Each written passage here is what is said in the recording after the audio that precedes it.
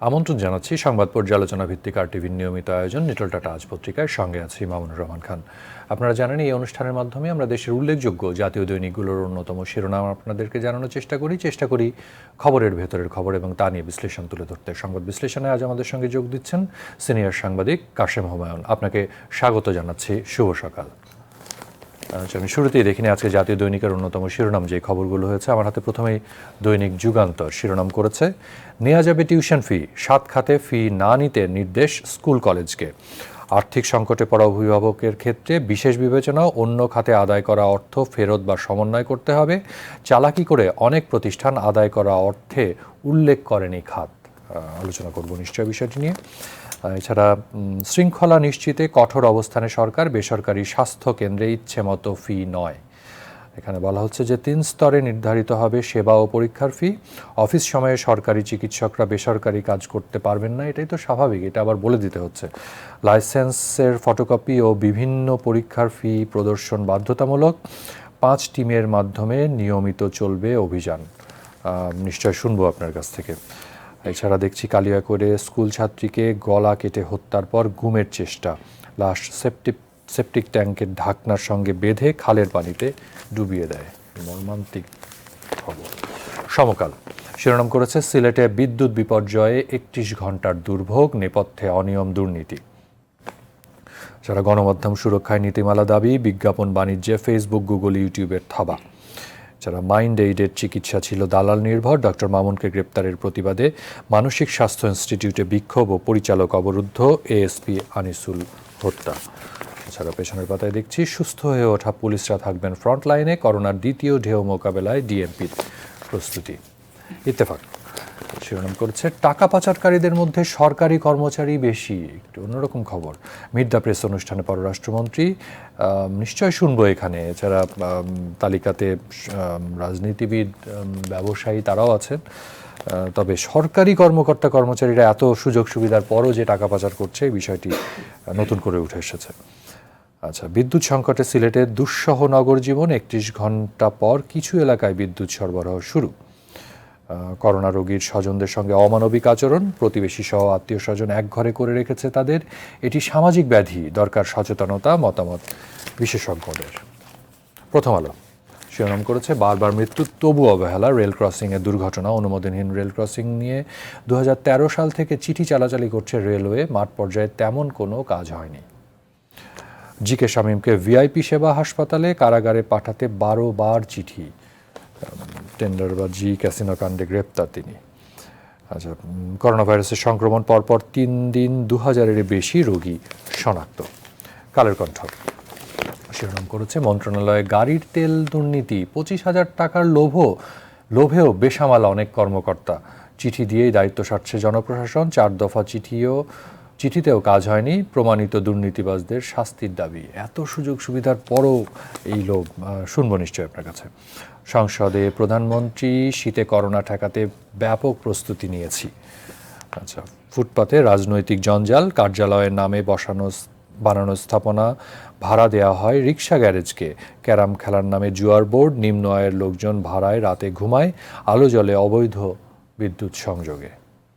এছাড়া চূড়ান্ত ফল প্রকাশ, ফাইজারের টিকা 95% কার্যকর, মাঠ পর্যায়ে পরীক্ষার সফল করোনাভ্যাক।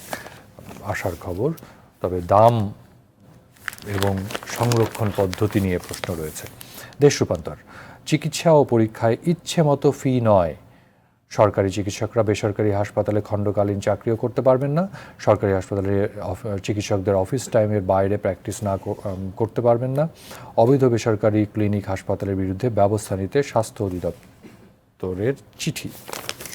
পেছনের পাতায় দেখছি, বিদেশে বসে মাদক কারবার নিয়ন্ত্রণ শিরোনাম করেছে দ্য ডেইলি স্টার। প্রধান শিরোনাম, future not coal power, government plans to strike off 13 coal based power projects, looking for cleaner alternative, Rampal still on. এছাড়া outrage over MP's rape comments, right activist deeply concern that his words went without protest at জাতীয় সংসদ। খুবই বিতর্কিত মন্তব্য ছিল।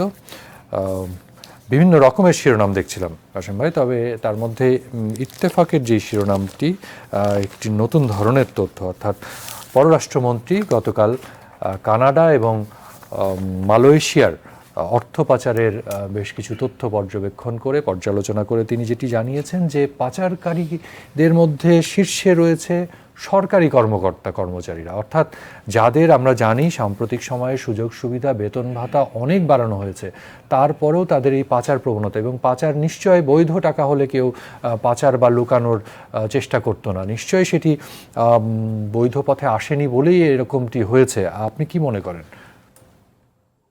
এইটা তো সামান্য একটা স্টাডি। ফরেন মিনিস্টার মাননীয় পররাষ্ট্রমন্ত্রী একটা স্টাডি 22টা কেস স্টাডি, কয়টা 28টাতে উনি দেখেছেন 32টা স্টাডি করেছেন, এবং সেটা একটা কানাডায়। আপনি দেখবেন আজকে যেটা পত্রিকায় আছে, কালকে ওই সাংবাদিকদের প্রেস ব্রিফিংয়ে দিয়ে বলেছেন 28টার মধ্যে মাত্র 4 জন হচ্ছে আপনার পলিটিশিয়ান, আর বাকি লোকগুলো অধিকাংশ হচ্ছে ব্যুরোক্রেট, সরকারি কর্মকর্তা এবং ব্যবসায়ী।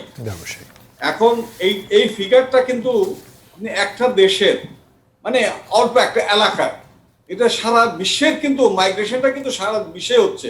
আপনি অন্যান্য দেশগুলি স্টাডি এর মধ্যে আসে নাই, একটা এলাকার, একটা দেশের, একটা অঞ্চলে। কিন্তু এই জিনিসটা এই স্টাডি দিয়ে কিন্তু এটা ট্রেন্ডটা বোঝা যায়। ট্রেন্ডটা আপনি যদি মনে করেন, যদি একটা অ্যানালিসিস করেন, তাহলে ট্রেন্ডটা আপনি বুঝতে পারবেন যে এটা কোন দিকে যাচ্ছে। এই স্টাডি থেকে একটা প্রমাণ যে পলিটিশিয়ানদের নিয়ে আমরা যেভাবে মিডিয়ায় কথা বলি, তারা কিন্তু মিডিয়াকে মানে একটা অ্যাকাউন্টেবল লোক, জনগণের কাছে তাদের একটা দায়বদ্ধতা আছে, তারা হিসাব নিকাশ করেই করেন। অনেক রাজনীতিবিদ হয়তো এই প্রচারের সাথে জড়িত। এখন প্রশ্নটা কোন জায়গায়? প্রশ্নটা হচ্ছে শুধু রাজনীতিবিদদের আমরা যেভাবে ঢালাও ভাবে কথা বলতে পারি, নিশ্চিত স্টাডিগুলো তো অন্য জায়গায় নাই। আজকে একটা স্টাডি কিন্তু সেটা বেরিয়ে আসছে যে এদেশে ব্যুরোক্রেসিরা কি করছে, এই দেশের ব্যবসায়ীরা যাদের কাছে ইকোনমি পরিচালিত হয়, যাদের কাছে প্রজেক্ট পাস হয়, প্রজেক্ট অ্যাপ্রুভাল হয়, তারা কি করছেন।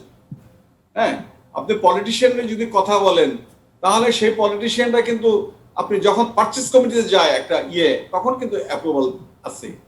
আর আমাদের দেশের পলিটিশিয়ানরা যেটা হয়, রিয়েলিটি ইজ দিস, যে তারা মানুষের প্রতি একটা দায়বদ্ধতা থাকে তাদের, এটা বহু রকমের বিতর্ক আছে তাদের দায়বদ্ধতা নিয়ে। কিন্তু লোকজনের কাছে কিন্তু আপনার টাকা রোজগার করলেও টাকা তাদের খরচ করতে হয়, কিন্তু বিজনেস কমিউনিটি বা ব্যুরোক্রেসি তাদের তো টাকা পয়সা খরচের দরকার হয় না। আপনি এই স্টাডিগুলি অত্যন্ত জনগণের কাছে দায়বদ্ধতার বিষয়টিও সেভাবে থাকে না একজন রাজনীতিবিদ। আমি মনে করি এই পাচারের যে এটা এই প্রবলেম কিন্তু শুধু না, এই বাংলাদেশের না, এই প্রবলেম ইন্টারন্যাশনাল ওয়াইড। এখন আমাদের এখানে হয়তো আমরা এই বুমিং ইকোনমি, আজ থেকে 5 বছর আগে এত পাচার হতো না, 10 বছর আগে এত হতো না, এখন কিন্তু হচ্ছে। কিন্তু এই টাকার ব্যাপারে এই টাকার ব্যাপারে কতটুকু আমরা সরকার ধরেন একটা জিনিস দেখলাম যে মানি লন্ডারিং অ্যাক্ট, দিয়ে একটা চেষ্টা করছেন, আমি বলবো চেষ্টা করছেন, কিন্তু তাদের উদ্যোগটা যে খুব একটা ফলপ্রসূ হয়েছে, মানে পাচার হওয়ার টাকা ফেরত আনার বিষয়টি ইমপ্লিমেন্টের প্রবলেম হচ্ছে, ইমপ্লিমেন্টেশনের প্রবলেম, খুব স্লো, গতিটা স্লো। টাকা যারা পাচার করে, মানি লন্ডারিং করে, বাংলাদেশ ব্যাংকের ভিজিলেন্স আছে, কিন্তু এগুলো আইন কানুন, এগুলো হয়তো আপনার সীমাবদ্ধতা আছে, নানা ইমপ্লিমেন্টেশনের প্রবলেম আছে। যে আপনি ধরেন ইজিলি এগুলোকে লোকেট করা যায় না, বহু রকমের হচ্ছে, বেসরকারি হিন্দু হুন্ডি হচ্ছে। টাকা কি শুধু মানি লন্ডারিং কি এলসির মাধ্যমে যায়? এলসির মাধ্যমে বহু টাকা পয়সা তো আপনার এই যে ব্যুরোক্রেসি যে কথাটা বলা হলো, তারা কি টাকা পাচার করেছেন? তারা কি এলসির মাধ্যমে, ব্যবসায়ীরা এলসির মাধ্যমে করেছেন? বা পলিটিশিয়ানদের যে কথা বলা হয়, তারা কিভাবে পাচার করেছেন?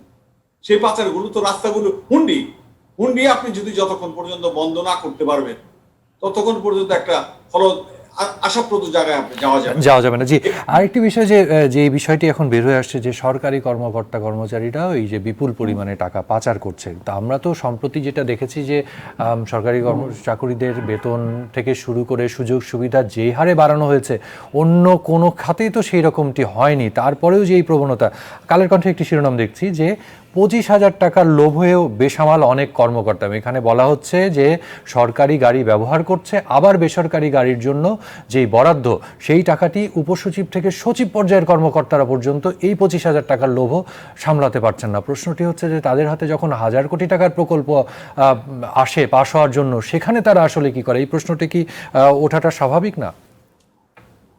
না না, প্রশ্ন ওঠাটা স্বাভাবিক।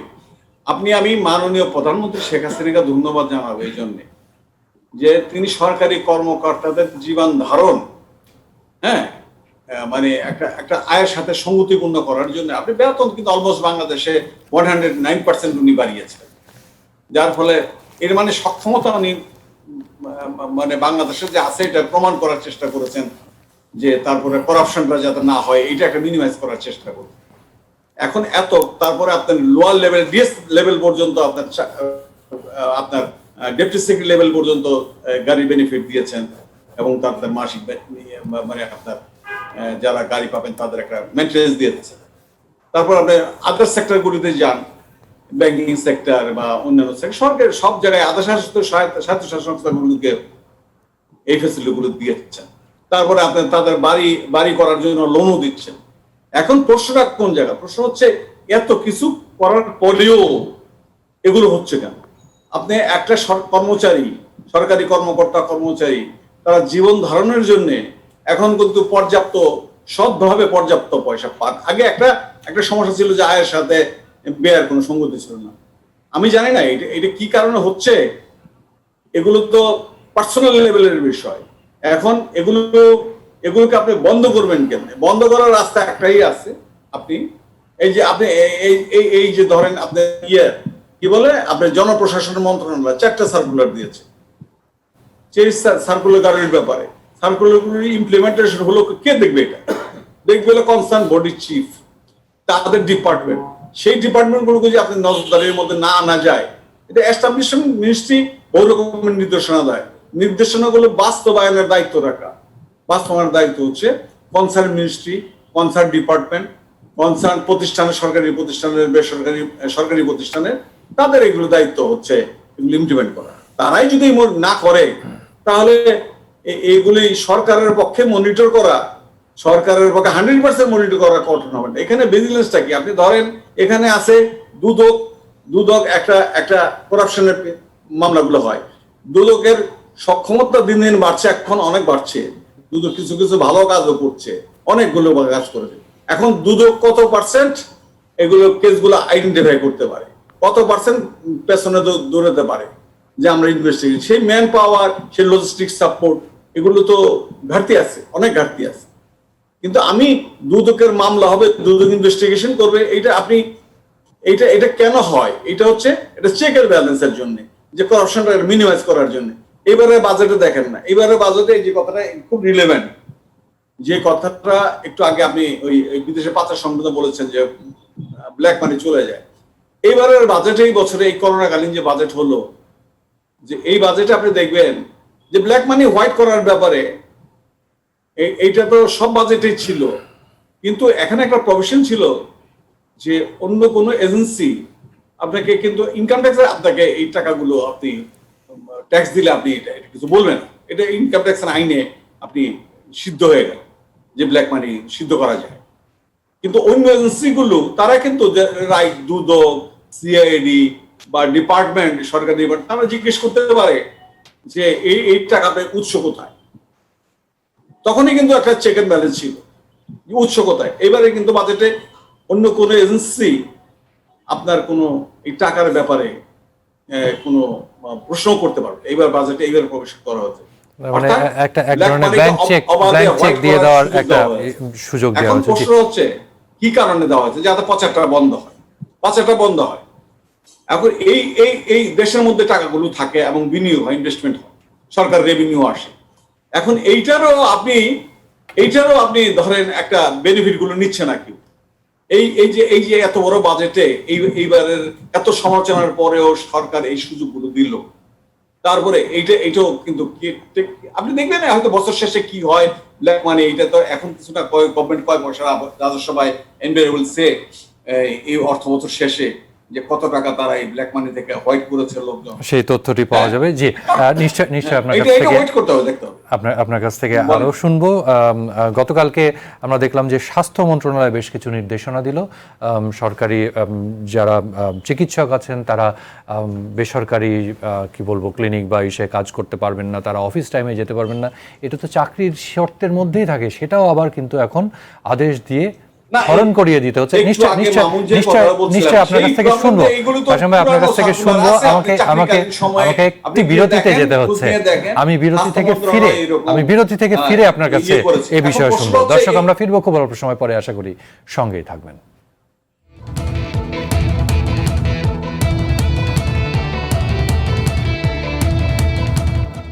বিরতির পর আবারও স্বাগত জানাচ্ছি নিটল টাটা আজ পত্রিকায়। সংবাদ বিশ্লেষণে আজ আমাদের সঙ্গে আছেন সিনিয়র সাংবাদিক কাশেম হুমায়ুন। বিরতির আগে যে বিষয়টি আমরা বলছিলাম, গতকালকে স্বাস্থ্য মন্ত্রণালয়কে আমরা দেখলাম যে নতুন করে নির্দেশনা দিতে হলো, সরকারি চাকুরি যেই চিকিৎসকরা আছেন তারা বেসরকারি প্র্যাকটিস করতে পারবেন না, তারা অফিস টাইমে অন্য কাজ মানে ব্যক্তিগত কোনো কাজ কিংবা প্রাইভেট প্র্যাকটিস করতে পারবেন না। এগুলো তো সব চাকরির শর্তের মধ্যেই থাকে, সেটা আবার নতুন করে বলে দিতে হচ্ছে। তার মানে জবাবদিহিতা এবং মনিটরিং যে নেই সেটি তো স্পষ্ট। এবারের নির্দেশনা যে বাস্তবায়ন হবে তারই বা নিশ্চয়তা কতটা? এই সার্কুলার তো পাওয়া যায়, সরকারের নির্দেশনা। আমি তো এই কথা, এই নির্দেশনা বাস্তবায়নের দায়িত্বটা যারা থাকেন, অর্থাৎ ডিপার্টমেন্টের হেড, তারা যদি এটা আওতায় না আনেন, এটার দায়িত্ব যে মনিটরিং, যে কথা আপনি কেউ বললেন, মনিটরিং আওতা, তারপর যদি কোথাও যাইতে হয় সরকারি প্র্যাকটিসটা সরকারি নির্দেশনা আলাপে যদি তাদের প্র্যাকটিস করতে হয়, কোথাও যাইতে হয়, সেগুলো তো তাদের দায়িত্ব, তারাই দেখভাল করবে। এখন এগুলো বেপরা হয়ে যাচ্ছে কিনা এটা হলো বড় বিষয়। একটা, আপনি সরকারি হাসপাতালগুলো যে কথাটা বললেন, সরকারি হাসপাতালগুলোর অধিকাংশ যারা বিশেষজ্ঞ ডাক্তার, যাদের একটু তারা কিন্তু প্রাইভেট হাসপাতালগুলোতে আপনি রেফার করে রুগীকে। তারা সরকারি হাসপাতালকে চাকরি করে সরকারি হাসপাতালে, কিন্তু রেফার করে প্রাইভেটে। এখানে প্রাইভেটে গেলে তাদের সুবিধা হচ্ছে তারা ওইখানে প্র্যাকটিসটা করতে পারে এবং তাদের আর্নিংটা ভালো হয়। এখন এই টাইমের মধ্যে সকালে 10টা থেকে এই 8টা থেকে এই 2টার মধ্যে সরকারি অফিস, তারপরে কিন্তু আবার প্র্যাকটিস অ্যালাউ করেছে। একটা সিস্টেম ডেভেলপ করার চেষ্টা করা হয়েছিল বঙ্গবন্ধু, অনেকগুলো মেডিকেল কলেজে আছে এটা, যে 3টার পরে বঙ্গবন্ধু মেডিকেলে, এটা বোধহয় প্রাণগোপাল দত্তরের কনসেপ্ট ছিল এটা যখন উনি ভিসি ছিলেন, 3টার পরে বিশেষজ্ঞ ডাক্তারগুলো তারা হাসপাতালে পর্যায়ক্রমে রোগী দেখবে। এবং এইটাকে অনেক হাসপাতালে এটা আছে এখনো, যে বিশেষজ্ঞ ডাক্তাররা প্র্যাকটিসটা করবেন কনসার্ন হাসপাতালে। সেখানে আপনার ফির একটা অংশ, যে ফিটা নির্ধারণ করা হবে, এই ফি নির্ধারণের একটা অংশ কনসার্ন ডাক্তারকে দেওয়া হবে। এইটা কিন্তু আপনার, আমার কাছে কনসেপ্টটা হিসাবে ভালো, যে আপনি বিশেষজ্ঞ ডাক্তারের মতামত চান, সেই লোকগুলো কিন্তু সরকারি হাসপাতালে আছে, সেই ডাক্তার আপনার প্রাইভেটে ফেলে দিচ্ছে। কিন্তু আপনি যদি তাকে অ্যাভেলেবেল সরকারি কোনো হাসপাতাল 3টার পরে গিয়ে দেখাতে পারেন, 200-300 টাকা ভিজিট দিয়ে, তাহলে কিন্তু একটা কমফোর্টেবল জায়গায় থাকা যায়। সেটা ইমপ্লিমেন্ট করা যায় কিনা, সেটাকে 100% বাস্তবায়ন করা যায় কিনা, এখানে কিন্তু একটা দেখা যাবে। এই প্র্যাকটিস তারা প্রাইভেটে করবে, আপনি এটা অফিসিয়ালি অ্যালাউ আছে, গভর্নমেন্ট এটা অ্যালাউ করে, কিন্তু এই সময়টায় এই ফাঁক তো আছে এখানে। আপনি 3টার পরে তার কাজের আওয়ারের পরে অফিসিয়ালি এটা অ্যালাউ, কিন্তু এটা তারা আবার হাসপাতাল চলাকালীন সময়ের মধ্যে এটা নিয়ে আসে। এখন প্রশ্নটা কোন জায়গায়? প্রশ্ন হচ্ছে যে আপনি একটা কমফোর্টেবল জায়গায়, আমি যেটা মনে করি কমফোর্টেবল জায়গায় যাওয়া, রোগীরা যাতে স্বাস্থ্যসম্মত একটা চিকিৎসা পায়, সুচিকিৎসা পায়, এবং সেই জায়গাটায় আপনার বিশেষজ্ঞ ডাক্তারদের পরামর্শ নিতে পারে। জি, আরেকটি নির্দেশনা কালকে দেখছিলাম যে স্বাস্থ্য মন্ত্রণালয় বলছে যে এই যে স্বাস্থ্য পরীক্ষা অর্থাৎ ডায়াগনোসিসের জন্য এক ধরনের বেসরকারি হাসপাতাল, ক্লিনিক, সেখানে ডায়াগনোসিস সেন্টারে এক রকমের বিল করা হয়, সেটাতেও একটা সরকার একটা কি বলবো যে ফি বেঁধে দেওয়ার কথা বলছেন। কিন্তু আমরা দেখছি যে স্বাস্থ্যমন্ত্রীরই কথা কয়েকদিন আগে তিনি বলছিলেন যে প্রভাবশালীদের এতটাই চাপ যে তিনি তার মন্ত্রণালয়ের স্বাভাবিক কাজই করতে পারেন না। সেখানে বেসরকারি হাসপাতাল বা ক্লিনিক বা ডায়াগনস্টিক সেন্টার তাদের যেই প্রভাব বা প্রতিপত্তি আমরা শুনে আসছি, দেখে আসছি, তাতে করে এই ফি বেঁধে দিয়ে সেটা কার্যকর করা কতটা সম্ভব, আমরা শেষের দিকে একটু সংক্ষেপে শুনতে চাই। আমি তো একটা কথাই বললাম সব বিষয়ে, যে আপনি গভর্নমেন্টের ডিপার্টমেন্ট, মিনিস্ট্রি যাই বলো, প্রত্যেকটা জিনিসের নির্দেশনা থাকে এবং এই নির্দেশনা বাস্তবায়ন করার দায়িত্ব রাখা। আপনি যে কথাটা বললেন যে এগুলো নির্দেশে ফি নির্ধারণ আছে, এখন ফিটা এক্সিকিউশন আপনি যে হেলথ সেক্টরের দায়িত্ব রাখা, ইমপ্লিমেন্টেশন করা মিনিস্ট্রির দায়িত্ব না, মিনিস্ট্রির টেক কেয়ার করা যে আমরা ওভারঅল একটা পলিসি দেব। ইমপ্লিমেন্টেশনের জন্য গভর্নমেন্টের বিভিন্ন উইং আছে, যে আপনি স্বাস্থ্য অধিদপ্তর বলে একটা এই করোনাকালে স্বাস্থ্য অধিদপ্তরের অ্যাক্টিভিটিস নিয়ে আগের নেতৃত্বে এটা যথেষ্ট বিতর্কের সৃষ্টি হয়েছে। এখন আমি একটা তথ্য জানি, যেটা হচ্ছে এই দেশে 60% হেলথ কেয়ার হচ্ছে প্রাইভেট সেক্টর, 40% গভর্নমেন্ট সেক্টর, অর্থাৎ 40% আপনি গভর্নমেন্টে পাবেন স্বাস্থ্য কেয়ার, আর 60% প্রাইভেটে চলে গেছে। গভর্নমেন্টের যে কমিটমেন্ট গুলো আছে, সেই কমিটমেন্ট তো আপনার প্রাইভেট সেক্টরের নাই। প্রাইভেট সেক্টর টাকা ইনভেস্ট করছে, তার টাকা পয়সা উঠানোর জন্য ব্যাংক লোন আছে, এই আছে, কম্পিটিশন আছে। আমরা একেবারে শেষের দিকে সংক্ষেপে যদি জি না, এটা তো তার রোজগারের মধ্যে নিয়ে গেছে। আপনি হেলথ সেক্টর হচ্ছে সোশ্যাল কমিটমেন্ট, এই জায়গাটা নাই, এটা তার ব্যবসার মধ্যে নিয়ে গেছে। এখন ব্যবসা যেভাবেই হোক তাদের করতে হবে। তো সেখানে নির্দেশনা কি তারা কি মেনে চললে তার এই ব্যবসাটা ফলপ্রসূ হবে না। সে যখন পারে তার মতোই তারা ফিটা আপনার আদায় করে। এই যে ধরেন, এই যে গভর্নমেন্ট মাননীয় প্রধানমন্ত্রী একটা জিনিস ব্যাংকিং সেক্টরে 9-6, হ্যাঁ 6 হচ্ছে ইন্টারেস্ট রেট, 9 হচ্ছে না, আপনি যদি এফডিআর করেন 6% ইন্টারেস্ট দেবে ব্যাংক, আর 9% দেবে আপনার লোনের ক্ষেত্রে, 3% গ্যাপ। এখন প্রাইভেট সেক্টর, গভর্নমেন্ট ব্যাংকগুলো এগুলো ইমপ্লিমেন্ট করতে পেরেছে, কিন্তু প্রাইভেট সেক্টর গুলো 9% ইমপ্লিমেন্ট করেছে বহুদিন দর কষাকষির পরে। যেটা হচ্ছে সেটা হলো আদার্স ফি এর নামে চার্জ গুলো বাড়িয়ে দিয়েছে। জি, এই নজরদারি এবং কি বলবো মনিটরিং এগুলো ছাড়া এবং অনেকটা বাধ্য করা ছাড়া আসলে কোনো উপায়। আপনাকে অনেক ধন্যবাদ আমাদেরকে সময় দেওয়ার জন্য। দর্শক আপনাদের ধন্যবাদ জানাচ্ছি। জানিয়ে রাখি, নিটল টাটা আজ পত্রিকা অনুষ্ঠানটি প্রতি রবি থেকে বৃহস্পতিবার সকাল 9:15 এবং শুক্রবার 10:10 প্রচারিত হচ্ছে। দেখার আমন্ত্রণ রইল। করোনাকালে আপনাদের কাছে আবারও অনুরোধ, মাস্ক পরে শারীরিক দূরত্ব বজিয়ে রেখে নিরাপদে থাকবেন আর RTVর সঙ্গে থাকবেন। ধন্যবাদ।